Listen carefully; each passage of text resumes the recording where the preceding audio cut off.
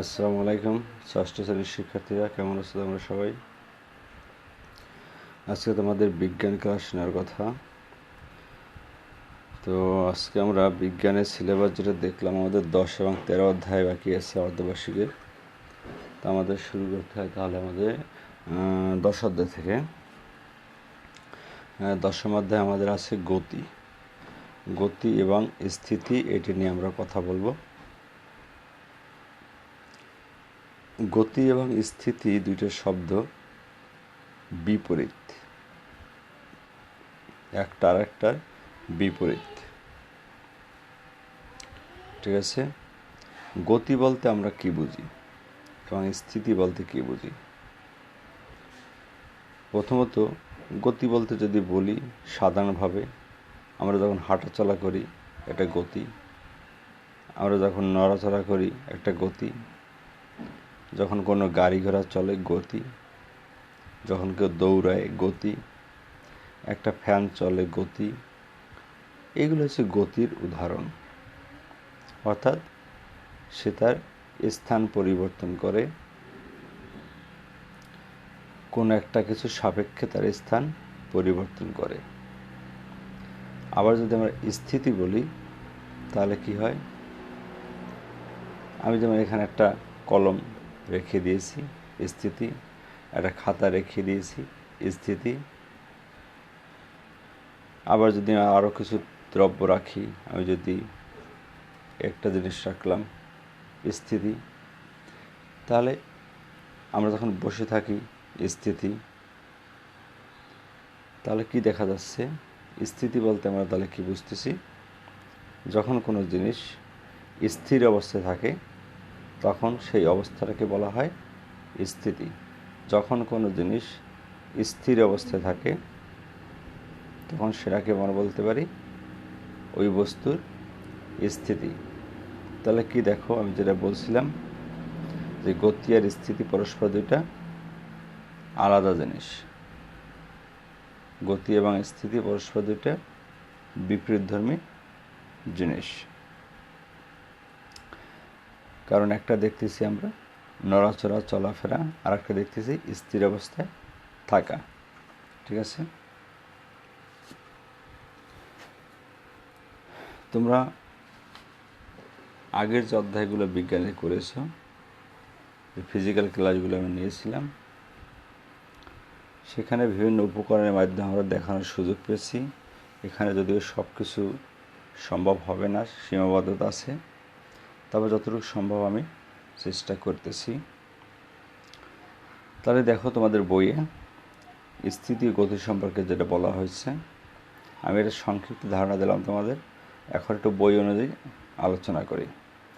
আমাদের চারপাশে নানা রকম বস্তু রয়েছে, এদের অনেক স্থির বা স্থিতিতে রয়েছে। আমাদের আশেপাশের বস্তুগুলোর কথা বলা হয়েছে, যেটা আমরা সাধারণত আমাদের আশেপাশে দেখতে পাই। যেমন ধরো ঘরবাড়ি, দালান কোঠা, গাছপালা, রাস্তার ল্যাম্পপোস্ট, এগুলো আমরা সচরাচর দেখতে পাই। এবং এগুলোকে আমরা কী দেখতে পাই? এগুলো দেখতে পাই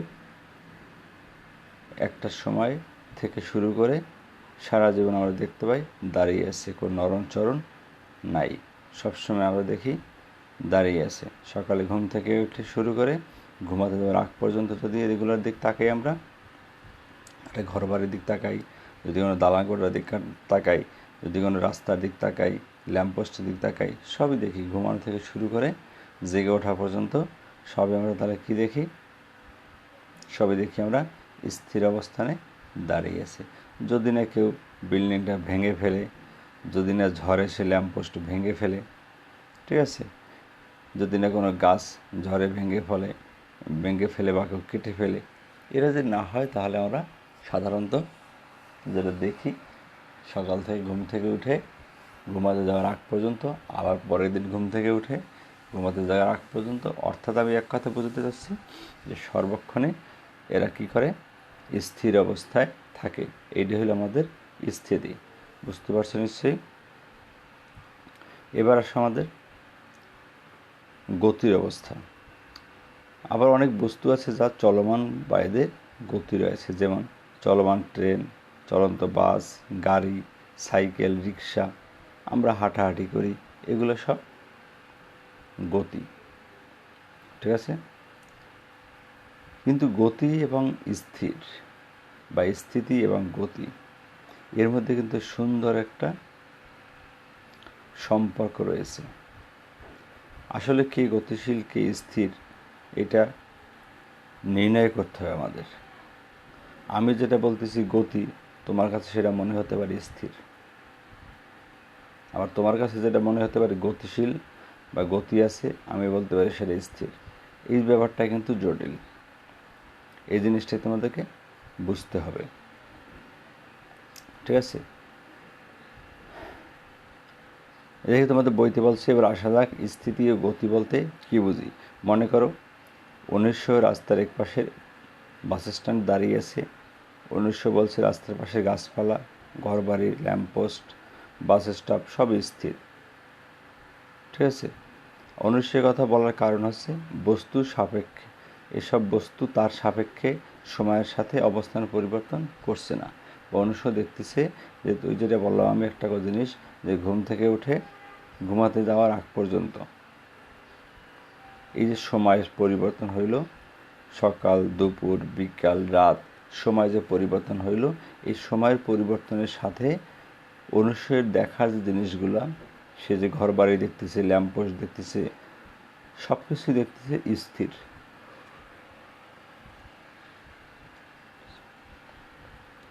তোমরা যারা লাইনে আসো দেখো কথাগুলো স্পষ্ট শোনা যায় কিনা, একটু কমেন্টস করে জানিও। তাহলে 1900 যদি সকালে ঘুম থেকে উঠে বারান্দায় গিয়ে রাস্তার দিক তাকায়, তাহলে সে দেখতে পারবে রাস্তার পাশে ল্যাম্পপোস্ট, আশেপাশে বাড়িঘর দেখতে পারবে, গাছপালা দেখতে পারবে।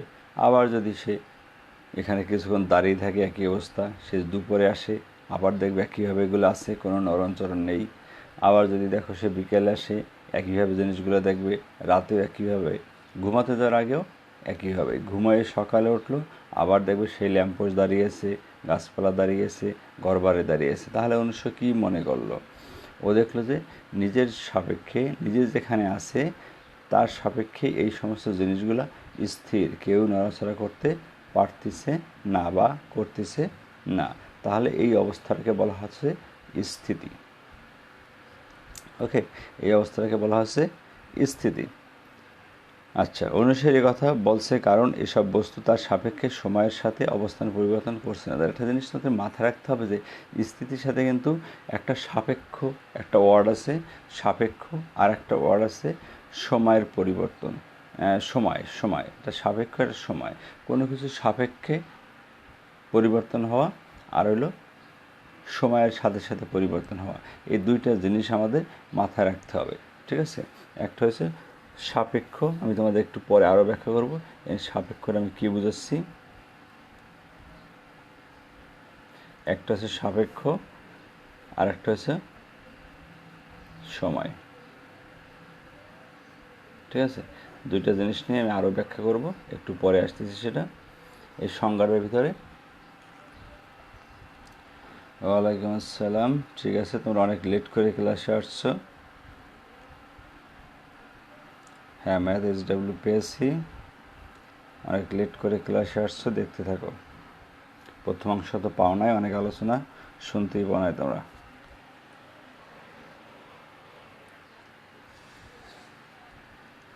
তাহলে দেখো আমাদের আমি যেটা বলতেছিলাম, তাহলে এই যে সাপেক্ষ, কারো একজনের সাপেক্ষে, ঠিক আছে, কারো একজনের সাপেক্ষে, কারো একজনের উপর ভিত্তি করে, আর সময় হলো সময়ের সাথে। কোনো একটা বস্তু তুমি সকালে দেখেছো এক জায়গায় আছে, বিকালে দেখলে সেখানে নাই, তাহলে কিন্তু সময়ের সাথে সে পরিবর্তন হয়ে গেল, তাহলে এটা স্থির না। এই জন্য সময়ের কথা আসছে। আর সাপেক্ষ জিনিসটা এরকম, আমি যদি এরকম দুইটা জিনিস রাখি, একটা জিনিস রাখলাম, একটা জিনিস রাখলাম, ঠিক আছে? এখন দেখো এই দুইটা জিনিসের ভিতরে একটা সুন্দর সম্পর্ক আছে। আমি যদি এই জিনিসটাকে নাড়াচাড়া করি, ঠিক আছে, দেখো এই জিনিসটা নাড়াচাড়া করি, তাহলে কিন্তু এই কলম বলবে এটা গতিশীল, ঠিক আছে, কলম বলবে এটা গতিশীল। কারণ কলম দেখতেছে সে স্থির অবস্থানে আছে এবং এটা নড়াচড়া করতেছে, ঠিক আছে। আবার যদি একে স্থির করে দিই আমি, তাহলে এই কলমটা যদি নাড়াচাড়া করি তাহলে কি বলবে, এই বস্তুটা বলবে কলম গতিশীল, ঠিক আছে, কলম গতিশীল, আর এই বস্তুটা স্থির। তাহলে এখানে কিন্তু গতি এবং স্থির এটা সাপেক্ষ লাগে, অর্থাৎ কার জন্য, কে দেখতেছে, যে দেখতেছে তার সাপেক্ষে, ঠিক আছে, যে দেখতেছে তার সাপেক্ষে। এখন যদি এরকম হয় যে দুইটা চলতেছে তখন কি হবে, দুইটা চলতেছে তখন কি হবে বলো তো? খুব একটা জটিল কোশ্চেন কিন্তু। আবারও খেয়াল করে আমি কি বলতেছি, আমি বলতেছি যখন এই বস্তুটা স্থির, কলম নড়াচড়া করতেছে, তখন বস্তুটা কি বলবে, কলম গতিশীল, বুঝতে পারছো? বস্তু বলবে কলম গতিশীল। আবার আমি এই কলমটাকে স্থির করে দিলাম, ওকে, তখন বস্তুটা নড়াচড়া করতেছে, তখন কলম বলবে কি, বস্তু গতিশীল। তাহলে গতিশীল কথাটা আসতেছে কারো একটা সাপেক্ষে, কেউ একজন স্থির আছে বিধায় আর একজন গতিশীল দেখতে পাচ্ছে। আমার কথাটা ক্লিয়ার? কেউ একজন স্থির আছে বিধায় আর একটা গতি দেখতে পারতেছে, ঠিক আছে। কিন্তু দুইজন যদি এরকম গতিশীল থাকে তাহলে কি হবে? এইখানে অনেক ব্যাপার আছে। দুইজন যদি গতিশীল থাকে এবং যদি একইভাবে, একই মাত্রায়, একই সময়, একইভাবে গতিশীল থাকে, তাহলে দুইজন দুইজনাকেই স্থির মনে হবে, দুইজন দুইজনের কাছেই স্থির মনে হবে। বাট এটা যদি থার্ড পারসন কেউ স্থির আছে সে যদি দেখে, সে মনে করে দুইটাই গতিশীল। আবার বুঝো, যদি দুইটা এরকম চলতে থাকে একই গতিতে, একেবারে একই গতিতে, ঠিক আছে, এমনকি তার আশেপাশে পরিবেশও একই গতিতে ঘুরছে, তাহলে এই পরস্পরের দুইটা বস্তু কিন্তু মনে করবে যে তারা স্থির, তারা কিন্তু গতিশীল মনে করবে না। আবার বলি আমি, যখন এই দুইটা বস্তু একইভাবে গতিতে চলতে থাকবে, এমনকি এদের আশেপাশের বস্তু, আশেপাশের সব কিছু যদি এরকম ঘুরতে থাকে, মানে চলতে থাকে, তাহলে এই বস্তুগুলো পরস্পরকে কী মনে করবে, স্থির মনে করবে। বাট এরা কিন্তু চলতেছে, বাট মনে হবে কি, স্থির, ঠিক আছে। তাহলে আমাদের স্থির এবং গতিশীল নির্ণয় করার জন্য কী করতে হবে, একটা স্থির থাকতে হবে, একটা গতিশীল। তো এই যে একটা স্থির থাকলো, এর অর্থ হইল কি, যে সাপেক্ষ, কার সাপেক্ষে, কে দেখতেছে, দর্শককে, দর্শক স্থির হতে হবে, দর্শক যদি স্থির হয় সে আর একটা গতিশীল বস্তু বুঝতে পারবে। আবার যদি দর্শক গতিশীল হয় তাহলে সেটা স্থির বস্তু উপলব্ধি করতে পারবে, বুঝতে পারছো ব্যাপারটা? আর একটা কথা হয়েছে যে, আর একটা উদাহরণ যদি দেখি আমরা, যে আমরা এই যে পৃথিবীতে আছি, আমরা পরস্পরকে কী মনে হয়, তুমি যে আছো, তোমার আশেপাশে তোমার বাবা মা ভাই বোন যারা আছে, তোমার কাছে সবাই মনে হবে বসে আছে, সব আমার স্থির। এই যে ঘর বাড়ি গাছপালা সব মনে হচ্ছে কি আমরা স্থির আছি না? আসলে কি আমরা স্থির আছি? কারণ পৃথিবী তো নিজেই ঘুরতেছে, পুরো পৃথিবী নিজেই ঘুরতেছে, আর পৃথিবী ঘোরার সাথে সাথে কিন্তু আমাদের একটা গতি তৈরি হয়, আমরা কিন্তু আসলে গতিশীল, কিন্তু আমরা কেন বুঝতে পারতেছি না? কারণ আমাদের সব কিছু সহ ওরা ঘুরতেছে, এই জন্য আমাদের এই গতিটা বোঝা যায় না, ঠিক আছে, এই জন্য আমাদের গতিটা বোঝা যাচ্ছে না। তাহলে কি করতে হবে, সবাই গতিশীল হলে তখন গতি বোঝা যাবে না। তবে হ্যাঁ, আবার যদি সবাই ভিন্ন ভিন্ন গতিতে হয় তাহলে আবার কিন্তু গতি বোঝা যাবে। মনে করো একটা অনেক বেশি দ্রুত চলছে আর আস্তে আস্তে চলতেছে, তাহলে কিন্তু এটা বোঝা যাবে, কারণ যে দ্রুত চলতেছে সে যে আস্তে আস্তে চলতেছে তাকে সে বুঝবে যে স্থির বা আস্তে গতিতে চলতে হয়। যে আস্তে চলতেছে সে আবার বুঝবে যে দ্রুত চলে, তাকে বুঝবে যে এই দ্রুত গতিতে চলতেছে। তোমরা এই জিনিসটা একটু যদি খেয়াল করো, তাহলে তোমরা বিভিন্ন সময় খেয়াল করছো, হয়তো অলরেডি খেয়াল করেছো অথবা করো নাই, আমি এখন যদি বলে দিই তাহলে তোমরা ভবিষ্যতে এটা খেয়াল করতে পারবে। মনে করো তুমি বাসে আসছো, বাসে থাকা অবস্থায় বাসগুলো দেখবা যখন একটা আর একটাকে ক্রস করে, একটা বাস আর একটাকে ক্রস করে, মনে করো দুইটা বাস যাচ্ছে, একটা বাস এখানে আছে, ঠিক আছে, একটা বাস, আরও একটা বাস এখানে আছে, দুইটা বাসই গতি এদিকে, দুইটাই মনে করো 5 কিলোমিটার বেগে চলতেছে, এটা মনে করো 5 কিলোমিটার বেগে চলতেছে, ঠিক আছে। তো এই দুইটা বাস যদি পাশাপাশি থেকে এরকম চলতে থাকে, আর তুমি যদি এই বাসের একজন যাত্রী হও, আর তোমার বন্ধু যদি এই বাসের একজন যাত্রী হয়, ঠিক আছে, দুই বাসের যাত্রী, তুমি এক বাসের যাত্রী, তোমার বন্ধু আর এক বাসের যাত্রী, দুইটা বাসই একদম 5 কিলোমিটার বেগে, এক্স্যাক্ট 5 কিলোমিটার বেগে চলতেছে। একদম সুন্দর সমান রাস্তা, ঝাঁকি নাই কিছু না, আরামসে চলতেছে দুইটা বাসই 5 কিলোমিটার বেগে। তুমি এই বাসের জানলার পাশে বসে আছো, তোমার বন্ধু এই পাশে জানলার পাশে বসে আছে। তোমরা পরস্পর তাকিয়ে কথা বলতে থাকবা, ঠিক আছে? তোমরা পরস্পর তাকিয়ে কথা বলতে থাকবা। তোমাদেরকে দুজনের কাছে মনে হবে বাস দুইটা স্থির, কিন্তু বাস দুইটা 5 কিলোমিটার বেগে চলতেছে। বাস দুইটা 5 কিলোমিটার বেগে চলতেছে, বাট তোমাদের দুইজনের কাছে মনে হবে বাস দুইটা স্থির, ঠিক আছে? কারণ তোমরা দুইজন গতিশীল, ঠিক আছে? তোমরা যদি আশেপাশের পরিবেশের দিক তাকাও তাহলে তোমরা বুঝবে বাস দুইটা গতিশীল, ঠিক আছে? একইভাবে তোমাদের দুজন লঞ্চে থাকো, দুই লঞ্চে আছো, দুইটা লঞ্চ পাশাপাশি পানিতে চলতেছে, তখন তোমার কাছে কী মনে হবে? তোমার কাছে মনে হবে লঞ্চ দুটো স্থির। বাট তোমরা যদি তখন তীরের দিকে তাকাও, তীরে দেখবে গাছপালা, লোকজন আছে, এগুলো তোমার কাছে মনে হবে গতিশীল। এমনকি তীরে তোমাদের যে গাছপালা, রাস্তাঘাট আছে, রাস্তাঘাটটাও তোমার কাছে মনে হবে গতিশীল। রাস্তাঘাট গতিশীল মনে হবে, গাছপালা গতিশীল মনে হবে, আর তোমাকে মনে হবে স্থির, ঠিক আছে? এটা নিয়ে আরেকটু পরে আমি আসতেছি। তাহলে এইটা নিশ্চয়ই বুঝতে পেরেছো যে আমি যেটা বললাম যে দুইটা জিনিস গতিশীল থাকা অবস্থায় তাদেরকে স্থির মনে হতে পারে, ঠিক আছে? কখন?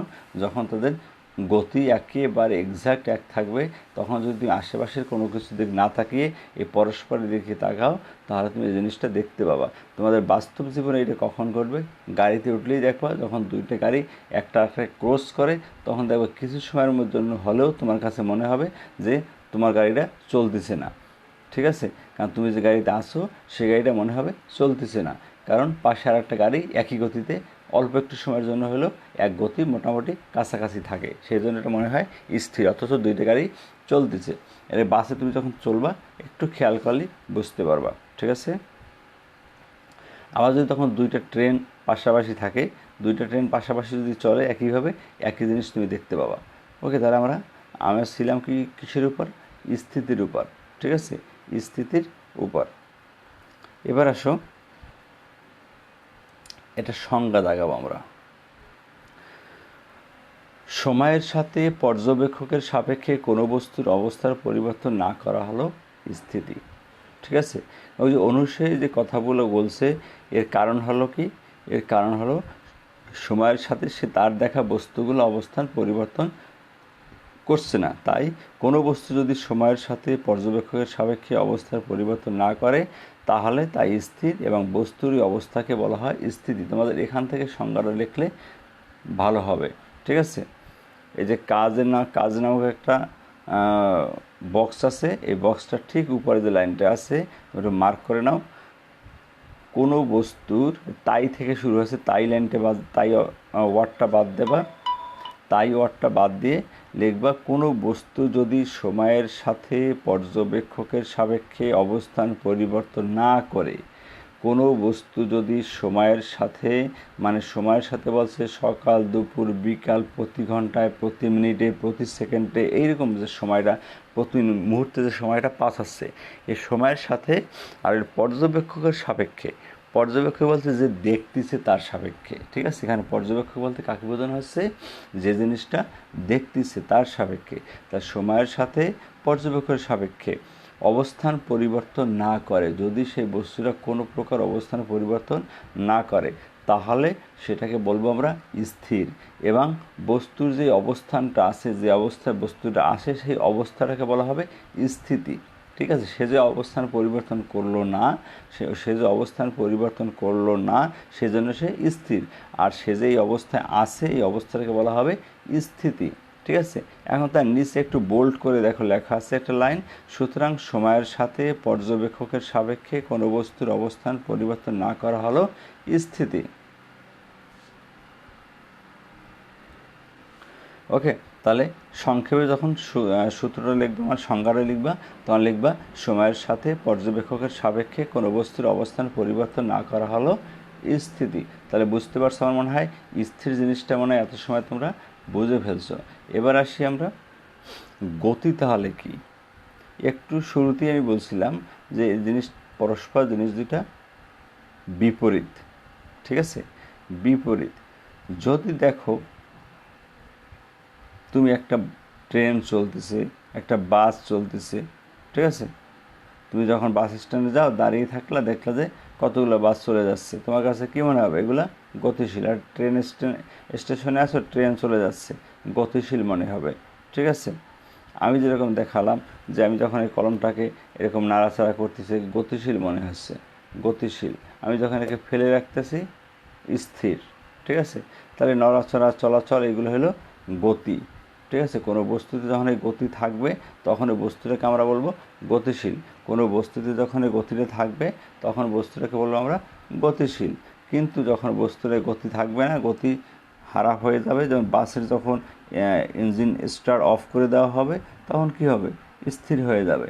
তার মানে ইঞ্জিন কি করে? বাসটাকে গতি প্রদান করে, ঠিক আছে। ইঞ্জিন বাসটাকে গতি প্রদান করে। যখন এই গতিটা থাকবে না তখন স্থির হয়ে যাবে, ঠিক আছে। আবার যখন আমরা গতি দেব কোনো বস্তুতে তখন কি হবে?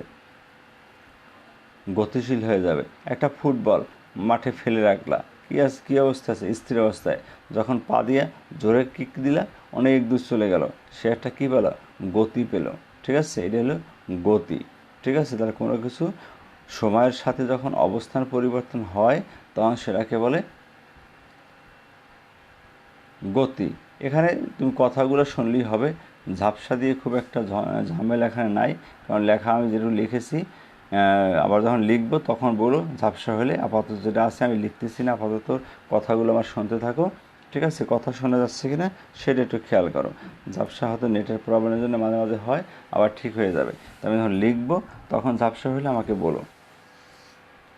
তাহলে গতিটার ব্যাপারে আমি আবারও বলি, যখন তোমরা স্থিতির সংজ্ঞা পড়ছিলা যে সময়ের সাথে পর্যবেক্ষকের সাপেক্ষে কোনো বস্তুর অবস্থান পরিবর্তন না করা হলো স্থিতি। ঠিক যদি ঘুরাইয়ে বলো, সময়ের সাথে পর্যবেক্ষকের সাপেক্ষে কোনো বস্তু যদি অবস্থান পরিবর্তন করে তাহলে কি সেটা গতি। তাহলে দেখো পরস্পর বিপরীত। তোমরা যখন পার্থক্য নির্ণয় করো, কোনো কিছুর মধ্যে পার্থক্য নির্ণয় করো, ভর ওজনের মধ্যে পার্থক্য, ঠিক আছে, রাত দিনের মধ্যে পার্থক্য যখন বলো, রাতে আলো আছে দিনে আলো নাই, পুরো উল্টো না? ঠিক গতি এবং স্থিতিও পুরো উল্টো, ঠিক আছে। তাহলে আমরা যদি বলি সময়ের সাপেক্ষে, সময়ের সাথে পর্যবেক্ষকের সাপেক্ষে কোনো বস্তুর যদি অবস্থান পরিবর্তন হয় তখন তাকে আমরা কী বলবো?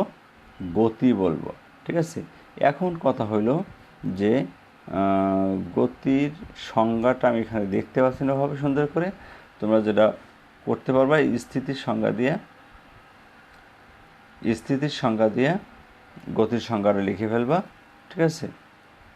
আমার কথা শুনতে পাচ্ছ কি না এইটা একটু বলো। কথা শুনলে এনাফ, তোমার ঝাপসা হলে কোনো প্রবলেম নাই, কারণ আমি তো এখন কিছু লিখতেছি না, আমি শুধু বক করতেছি। বকবগানিগুলো ঠিকমতো শুনতে পারতেছো কি না সেইটা আমাকে বলো। খাতা ঝাপসা হয় হোক, দরকার নাই খাতা যেটুকু লিখেছি তখন খাতা ক্লিয়ার ছিল, তখন তোমরা দেখেছো। এখন খাতা দরকার নেই। আমার কথা বোঝা যাচ্ছে কি না সেটা বলো, কমেন্টস করো। কথা বোঝা যাচ্ছে?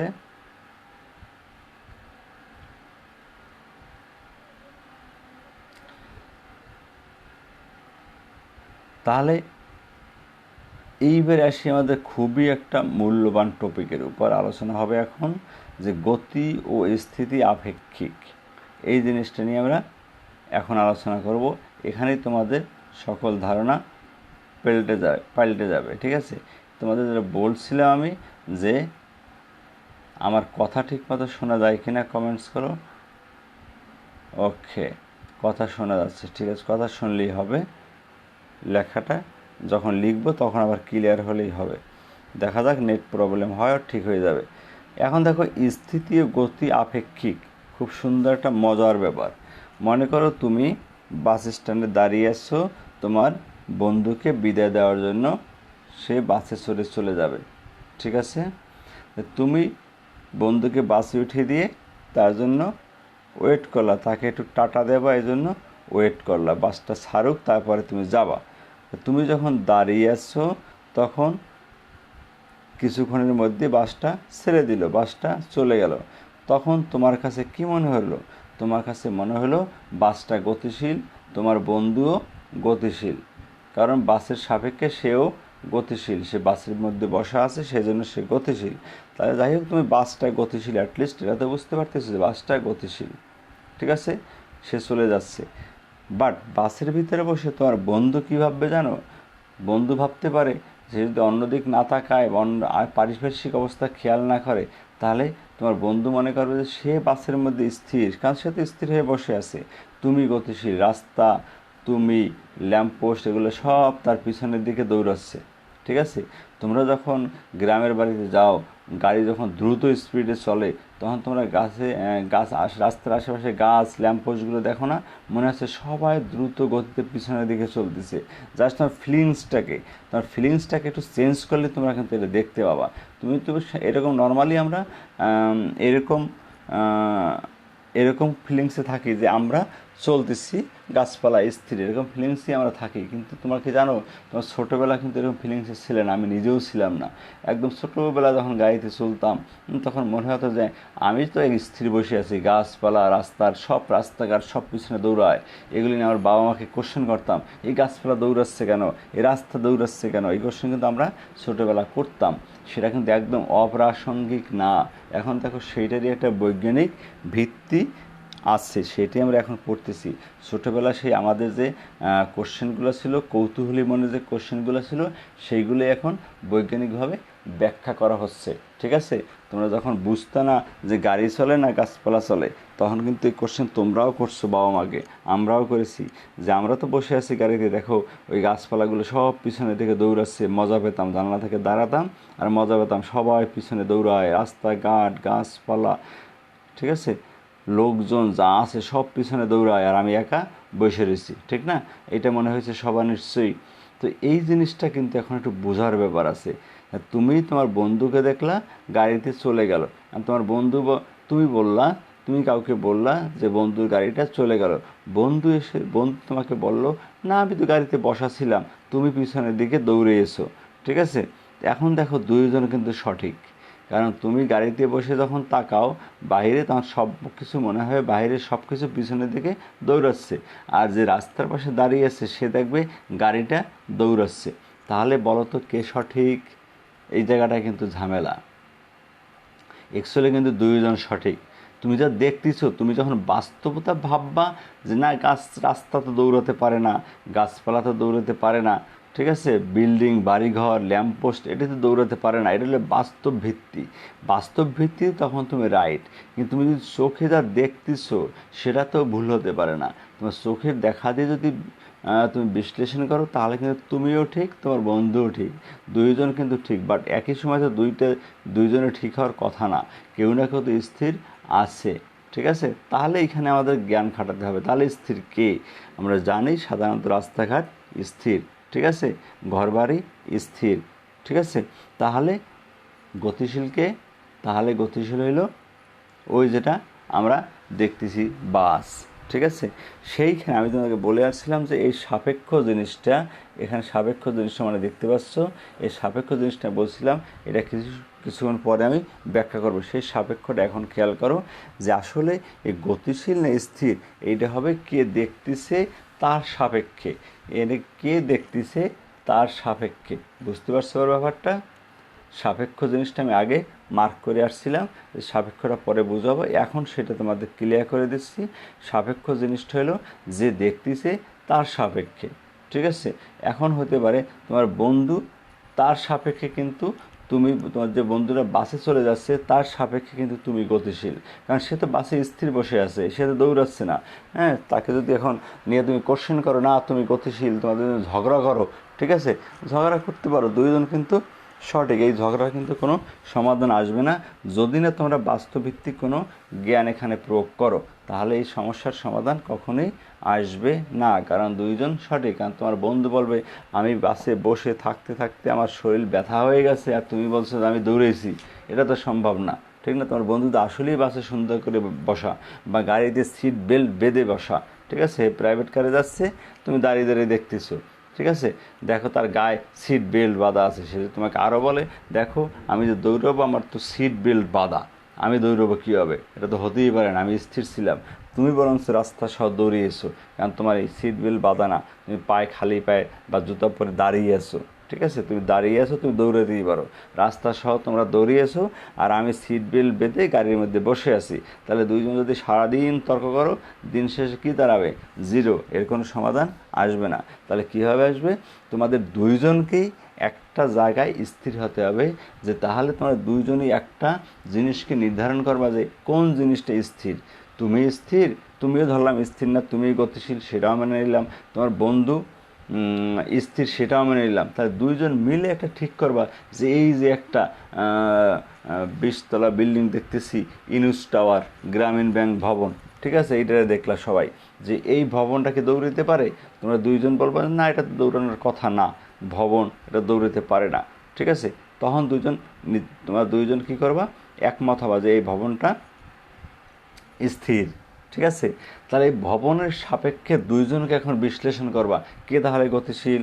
ঠিক আছে, তোমরা দুইজন মনে করো গ্রামীণ ব্যাংক ভবনের সামনে আসো, এবং তোমরা দুইজনই কনফার্ম করলা যে গ্রামীণ ব্যাংক ভবন স্থির। ঠিক আছে, এখানে কোনো মতভেদ নাই, কারণ গ্রামীণ ব্যাংকটা অনেক বড় বিল্ডিং, এটা চলতে পারে না। এখন দেখবা তোমার বন্ধু যখন গাড়িতে যাবে, তোমার বন্ধু কী দেখবে আর তুমি কী দেখবা? তুমি তো দাঁড়িয়ে আছো গ্রামীণ ব্যাংক ভবনের সামনে, তুমি দেখলে ওটা স্থির। ঠিক আছে, আর তোমার বন্ধু দেখলো কি? গ্রামীণ ব্যাংক ভবন যখন সে গাড়ি চালিয়ে যাচ্ছে সে দেখলো গতিশীল। তারপরে তোমার বন্ধু গাড়ি থেকে যদি আসে, তোমরা দুজন যদি এটা নিয়ে বিশ্লেষণ করলো, তোমার বন্ধু দেখলো কি? গতিশীল, তুমি দেখলে স্থির। তাহলে কে সঠিক? তুমিই সঠিক, কারণ তোমরা আগে তো দুজন কন্ট্রাক্ট করে নিছো যে গ্রামীণ ব্যাংক ভবন স্থির। ঠিক আছে, তাহলে তোমার বন্ধুরটাই ভুল। এই যে সমস্যার সমাধান হয়ে গেল, তাহলে কার সাপেক্ষে সমস্যার সমাধানটা হলো? গ্রামীণ ব্যাংক ভবনের সাপেক্ষে। ঠিক আছে, কোনো একটা কিছুর সাপেক্ষে। তোমরা একটা বস্তুকে যখন স্থির এর মর্যাদা দিলা, স্বীকৃতি দিলা, তখন তার সাপেক্ষে তোমার গতিশীল জিনিসটাকে চিন্তা করতে হবে। ঠিক আছে, গতিশীল জিনিসটাকে চিন্তা করতে হবে। তাহলে এই কথার এই যে গতি এবং স্থিতি আপেক্ষিক, এই জিনিসটাই হলো আমি ব্যাখ্যা করে বুঝলাম যে এটা একজনের কাছে মনে হতে পারে যে এটা স্থির কোন একটা জিনিস, আর একজনের কাছে মনে হতে পারে গতিশীল। ঠিক আছে,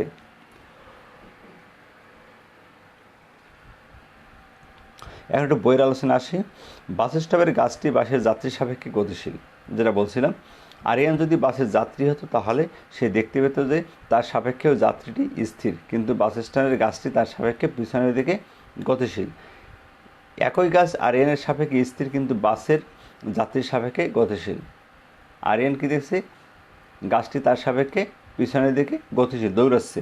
একই গাছ আরিয়ানের সাপেক্ষে স্থির, কিন্তু বাসের যাত্রীর সাপেক্ষে গতিশীল। এ থেকে সিদ্ধান্ত আসা যায় যে এই মহাবিশ্বের কোনো বস্তুই পরম স্থিতি, পরম গতিশীল থাকতে পারে না। ঠিক আছে, এই জিনিসটা একটু ভালো করে খেয়াল করো এবং মার্ক করো বইতে। 84 পেজের প্রথম প্যারায় আছে, 84 পেজের প্রথম প্যারা। এই মহাবিশ্বে কোনো বস্তুই পরম স্থিতি বা পরম গতিশীল থাকতে পারে না। স্থিতি বা গতি কথা দুটি সম্পূর্ণ আপেক্ষিক এবং নির্ভর করে কে পর্যবেক্ষণ করছে তার উপর, মানে পর্যবেক্ষকের উপর। কোনো বস্তু কোনো পর্যবেক্ষকের তুলনায় গতিশীল হলেও অন্য পর্যবেক্ষকের তুলনায় স্থির থাকতে পারে। সুতরাং স্থিতি ও গতি পরিমাপের আগে ঠিক করে নিতে হবে কার সাপেক্ষে স্থিতি বা গতি পরিমাপ করা হবে। আমি যেমন গ্রামীণ ব্যাংক ভবনকে ঠিক করে নিয়েছিলাম, এরকম তোমাদেরকেও স্থির করে নিতে হবে যে কার সাপেক্ষে এইটা স্থির বা গতিশীল। বুঝতে পারছো? সেই কথাটাই এখানে বলা হয়েছে। তাহলে দাগা বাক্যগুলো, সেই কথাগুলোকে আমি আরেকবার রিপিট করি এবং একটু ব্যাখ্যা করি, খেয়াল করো। এই মহাবিশ্বে কোনো বস্তুই পরম স্থিতি বা পরম গতিতে থাকতে পারে না। তার মানে প্রত্যেকটা বস্তুই হয় কিছু সময় স্থির আছে, না কিছু সময় গতিশীল আছে, বা কোনোটা সারা জীবন গতিশীল আছে, কোনোটা সারা জীবন স্থির আছে। এই যে জিনিসগুলো আমরা যেটা বলতেছি, এটা পরম স্থিতি পরম গতি আসলে মহাবিশ্ব হতে পারে না। কারণ আমরা যদি মনে করি যে মহাবিশ্বে আমাদের পৃথিবীর একটা বিল্ডিং, ইনুস ভবন, গ্রামীণ ব্যাংক ভবনটা, এটা আমরা স্থির মনে করতেছি। কিন্তু দেখো, একজন যদি মহাকাশচারী হয়, ঠিক আছে, যারা ইয়াতে আছে, কোথায় যেন আছে, ওই যে নাসায় যারা যাদের পাঠায় ভূপগ্রহ কেন্দ্র, কৃত্রিম উপগ্রহ কেন্দ্র, ঠিক আছে, এই সমস্ত জায়গায় যারা কাজ করে, বুঝতে পারছো, এই সমস্ত যারা যারা কাজ করে, তো তারা কিন্তু উপর থেকে পৃথিবীটাকে দেখতে পাবে গতিশীল, পুরো পৃথিবী গতিশীল, সেই গতিশীলতার সাপেক্ষে কিন্তু গ্রামীণ ব্যাংক ভবনও গতিশীল। তাহলে আমরা যে জিনিসটাকে গতিশীল স্থির দেখতে পারতেছি, আর একজন সেটাকে বলতেছে গতিশীল, এবং সে কিন্তু মিথ্যা বলতেছে না, কারণ সেটাকে গতিশীল দেখতে পাচ্ছে। একটু আগে যেটা বলছিলাম, তোমার বন্ধু যখন গাড়িতে উঠে চলে যাচ্ছে, সে যখন দেখবে যে গ্রামীণ ব্যাংক ভবন পিছন দিকে চলে যাচ্ছে, আর সে স্থির অবস্থায় আছে, তার মানে তার সাপেক্ষে এটা গতিশীল। আর তুমি দাঁড়িয়ে আছো, তুমি দেখতেছো এটাকে স্থির, তার মানে এই মহাবিশ্বের কোনো কিছুই একদম পরম স্থিতি, পরম গতিশীল এগুলো বলা যাবে না। এটা নির্ভর করবে পর্যবেক্ষকের সাপেক্ষে, কে দেখতেছে তার সাপেক্ষে। স্থিতি বা গতি কতদূরই পরস্পর আপেক্ষিক এবং নির্ভর করবে কে পর্যবেক্ষক তার উপর। ক্লিয়ার? এগুলো দাগাও। কোনো বস্তু কোনো পর্যবেক্ষকের তুলনায় গতিশীল হলেও অন্য পর্যবেক্ষকের তুলনায় স্থির থাকতে পারে। যেমন তুমি দাঁড়িয়ে আছো, তুমি গ্রামীণ ব্যাংক ভবনকে স্থির রাখতে পারবা, বাট তোমার বন্ধু কীভাবে সেটাকে গতিশীল। ঠিক আছে, দাগা ওইটুকে। সুতরাং স্থিতি বা গতি পরিমাপের আগে ঠিক করে নিতে হবে কার সাপেক্ষে স্থিতি বা গতি পরিমাপ করা হবে। দুজন বসে আগে সিদ্ধান্ত নিতে হবে আমরা যে স্থিতি বা গতি পরিমাপ করব এটা কার সাপেক্ষে করব, কে স্থির সেইটা আগে নির্ণয় করি, বা কে গতিশীল সেইটা আগে নির্ণয় করি। ঠিক আছে, আসলে তুমি বুঝতে পারছো? এবার দেখো একটা প্রসঙ্গ কাঠামো। যে পর্যবেক্ষকের সাপেক্ষে গতি বা স্থিতি পরিমাপ করা হয় তাকে বলা হয় প্রসঙ্গ কাঠামো। যেমন গ্রামীণ ব্যাংক ভবন, এর একটা প্রসঙ্গ কাঠামো, কারণ এর সাপেক্ষে গতি বা স্থিতি আমরা নির্ধারণ করব। গ্রামীণ ব্যাংক থেকে যদি কাউকে গতিশীল মনে হয় সেটা গতিশীল হবে, আর গ্রামীণ ব্যাংকের মতো যদি কেউ স্থির থাকে সেটা স্থিতি হবে। ঠিক আছে, প্রসঙ্গ কাঠামো হলো এমন কোনো নির্দিষ্ট বস্তু বা বিন্দু যার সাপেক্ষে বস্তু স্থিতি বা গতি নির্ণয় করা যায়। আমি ব্যাখ্যা করে ফেলছি এগুলো সব। প্রসঙ্গ কাঠামো হতে পারে কোনো ব্যক্তি, কোনো বস্তু, কোনো স্থান। ঠিক আছে, কোনো ব্যক্তি কী হবে, কখনো তুমি দাঁড়িয়ে থাকতে পারো, তোমার উপর বেস করে কোনো বস্তুর গতি নির্ণয় করা যেতে পারে। কোনো বস্তু হতে পারে, যে কোনো স্থান হতে পারে, যে আমরা স্থান বলতে আমরা যদি কোনো বাস স্ট্যান্ডের কথা বলি, বাস স্ট্যান্ডের যে ল্যাম্প পোস্ট বাদ দিয়ে যদি রাস্তার কথা বলি, সেটা স্থান, বাস স্ট্যান্ড। ঠিক আছে, এই বাস স্ট্যান্ডও হতে পারে, কিন্তু সকল ক্ষেত্রেই এদের সুনির্দিষ্ট হতে হবে, যে সবসময় এরা সুনির্দিষ্ট হতে হবে। তুমি যদি তোমার বাড়ি থেকে তোমার স্কুলের দূরত্ব মাপতে চাও, এক্ষেত্রে তোমার বাড়ি হবে প্রসঙ্গ কাঠামো, কারণ বাড়ি থেকে স্কুলের দূরত্ব মাপতেছো, ভিত্তিটা হচ্ছে বাড়ি। ঠিক আছে, এটা প্রসঙ্গ কাঠামো। পৃথিবী থেকে সূর্যের দূরত্ব জানতে চাইলে পৃথিবী হবে প্রসঙ্গ কাঠামো, কারণ পৃথিবী থেকে তুমি সূর্যের দূরত্ব মাপতেছো। তাহলে তুমি কাকে নির্ধারণ করেছো? তুমি নির্ধারণ করছো পৃথিবীকে, পৃথিবী থেকে সূর্যের দূরত্ব মাপবা। ঠিক আছে, আমরা জানি সমগ্র বিশ্বজগৎ গতিশীল। মনে করো তুমি তোমার বিছনায় শুয়ে আছো, তুমি অবশ্যই বলবে যে তুমি ভূমির সাপেক্ষে স্থির আছো বা স্থিতিতে আছো, কিন্তু পৃথিবী নিজেই তার অক্ষের চারিদিকে ঘুরছে। সুতরাং পৃথিবীর সাথে তুমি গতিতে আছো এবং গতিশীল। এই কথাগুলো আমি একদম শুরুতে বলেছিলাম, তুমি টোটাল ভিডিওটা আবার শোনো। শুরুতে গেলে বলছিলাম যে আমাদের কাছে সব কিছু মনে হতে পারে যে আমি নিজে স্থির, এই ইউনুসের বিল্ডিংটা অর্থাৎ গ্রামীণ ব্যাংক ভবন, হ্যাঁ, এটাও স্থির, এটা মনে হয় তোমার কাছে। আসলে আমি একটু আগে বলেছিলাম, কিন্তু এগুলো কোনো কিছুই আসলে স্থির না। চরম স্থিতি নাই বা চরম গতিও বলা যাবে না, কারণ পৃথিবী তো ঘুরতেছে, তার মানে পৃথিবীর সাপেক্ষে আমরা প্রত্যেকেই, পৃথিবীর সাথে সাথে প্রত্যেকে আমরা গতিশীল। বুঝতে পারছো তাহলে প্রসঙ্গ কাঠামো? এখন তোমাদের কিছু হোমওয়ার্ক দেবো, সেটা লেখো। আজকে আলোচনা এই পর্যন্তই থাকবে। কিছু হোমওয়ার্ক দেবো, সেগুলো লিখে আমাকে জমা দেবা। 1 নম্বর হচ্ছে স্থিতির সংজ্ঞা। স্থিতি কাকে বলে? ঠিক আছে, উদাহরণ সহ দেওয়া, প্রত্যেকটার উদাহরণ লিখতে রাখতে হবে, উদাহরণ। 2 নম্বর হচ্ছে গতি। গতি উদাহরণ প্লাস সংজ্ঞা, এটারও উদাহরণ প্লাস সংজ্ঞা। স্থিতি গেল, গতি গেল। এখন লেখা ক্লিয়ার কিনা দেখো, দেখা যায় কিনা। স্থিতি, গতি, আর কি বলছিলাম আমি? আর বলছিলাম স্থিতি ও গতি আপেক্ষিক ব্যাখ্যা করবা। স্থিতি ও গতি আপেক্ষিক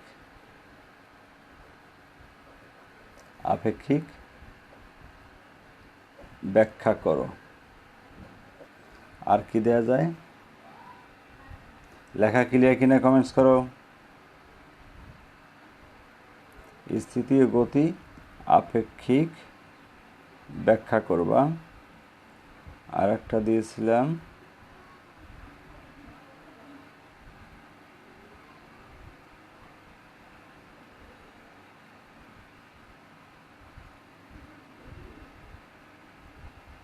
প্রসঙ্গ কাঠামো। প্রসঙ্গ কাঠামো কাকে বলে? প্রসঙ্গ কাঠামো, এটা দেবা সংজ্ঞা কাকে বলে।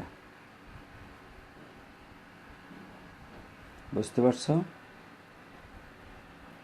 তাহলে এই 4টা কোশ্চেন ধরে লিখে আমাকে সেন্ড করবা এবং মুখস্থ করে ফেলবা। ঠিক আছে? মুখস্থ করে ফেলবা, লিখে মুখস্থ করে ফেলবা। তোমাদের আজকে বলেছিলাম যে তোমাদের পরীক্ষার ব্যাপারে কথা বলবো। পরীক্ষা তোমাদের হবে অনুশীলনী, আমি বলে দিয়েছিলাম 4.12 গণিত পরীক্ষা। গণিত পরীক্ষা আমাদের কত? 4.1 প্লাস 4.2। ঠিক আছে? 4.1 এবং 2 পূর্ণমান হবে 50। পূর্ণমান 50 দেব। হ্যাঁ, 50 মার্কের পরীক্ষা তোমরা দেবা কত সময়ের মধ্যে? 1.5 ঘন্টা, 1 ঘন্টা 30 মিনিট, 1.5 ঘন্টা। ঠিক আছে? 50 মার্কের পরীক্ষার সময় হবে 1.5 ঘন্টা। শুরু হবে কয়টায়? শুরু হবে তোমাদের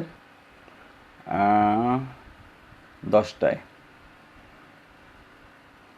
সকাল। ওকে, সকাল 10টায় শুরু হবে। 11:30, জাস্ট 11:30 থেকে 5 মিনিট ওয়েট করবো আমি। 11:30 থেকে 11:35 এর ভিতরে ছবি তুলে সব আপলোড দিয়ে দেওয়া মেসেঞ্জারে। ঠিক আছে? এরপরে কোনো খাতার গ্রহণ করা হবে না। 5 মিনিটের মধ্যে সব ছবি তুলে জমা দিবা। বুঝতে পারছো? কোনো কোশ্চেন থাকলে দ্রুত করতে পারো। ঠিক আছে? আবারও বলতেছি, গণিত পরীক্ষা 4.1, 4.2 এর উপর, পূর্ণমান হবে 50, সময় হবে 1.5 ঘন্টা। পরীক্ষা শুরু হবে সকাল 10টায়। 10টা থেকে 1.5 ঘন্টা 11:30। 11:30 থেকে আমি 5 মিনিট, 11:35 পর্যন্ত তোমাদের টাইম। 11:35-এর মধ্যে সব কোশ্চেন আনসারগুলো ছবি তুলে কী করবা? ছবি তুলে আমাকে মেসেঞ্জারে পাঠিয়ে দেবা। আচ্ছা, তোমরা কোথা থেকে কোশ্চেন পাবা? এই পেজেও কোশ্চেন দেওয়া থাকবে আর তোমাদের গ্রুপেও দেওয়া থাকবে। আমি ঠিক 10টায় কোশ্চেন পোস্ট করব। ঠিক 10টায় কোশ্চেন পোস্ট করব, সেখান থেকে তোমরা দেখে নেবে কোশ্চেনটা। বুঝতে পারছো সবাই? 10টায় কোশ্চেন পাবা। কোশ্চেন নিয়ে সাথে সাথে পরীক্ষা শুরু করে দেবা। ঠিক আছে? আশা করি আমার কথা বুঝতে পারছো। আর বিজ্ঞান এই হোমওয়ার্কটা আগামী সপ্তাহে আবার বুধবার, আগামী সপ্তাহের বুধবার নেব, হোমওয়ার্ক নেব বুধবারে, এবং বুধবারে আবার বিজ্ঞান ক্লাস নেব। প্রতি সপ্তাহে 2টা গণিত ক্লাস, একটা বিজ্ঞান ক্লাস। বুঝতে পারছো মানে আমার কথা? ঠিক আছে? নো স্যার কি বলছো? মনের নো স্যার বুঝি নাই।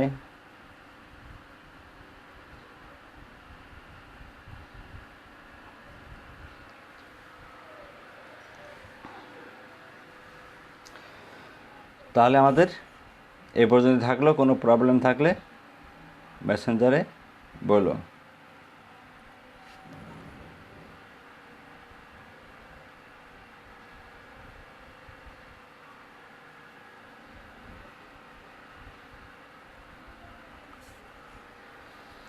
একটা দেব কেন? তোমাদের কিন্তু আমি আগে বলছিলাম, কারো সমস্যা টাইমটা আমাকে আগে জানাও। একটা কেন দেব?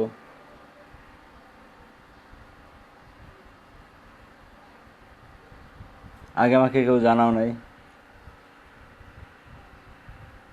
এখন একটা কেন দেবো বলো?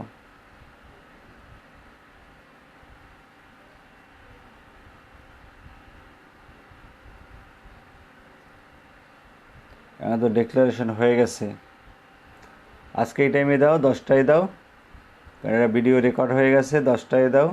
এরকম প্রবলেম থাকলে আগে থেকে বলবো। আমি আগের ক্লাসে বলেছিলাম কারো প্রবলেম থাকলে আমাকে আগে জানাইও, কেউ জানাও নাই। এখন 10টায় দিবা, ঠিক আছে? পরবর্তী পরীক্ষার ব্যাপারে ঝামেলা থাকলে আগে থেকে আমাকে জানাবা, ওকে? এই একজন বলতেছে 10টা, একজন বলতেছে 1টা, অতএব এটা হবে না। 10টা যেটা দিয়েছে এটাই হবে। আর প্রবলেম থাকলে আগে বলবো, সেক্ষেত্রে আমি অন্যদের সাথে টাইম ম্যানেজ করে দেবো। অন্য পরীক্ষা তো আমাদের নিতে হবে।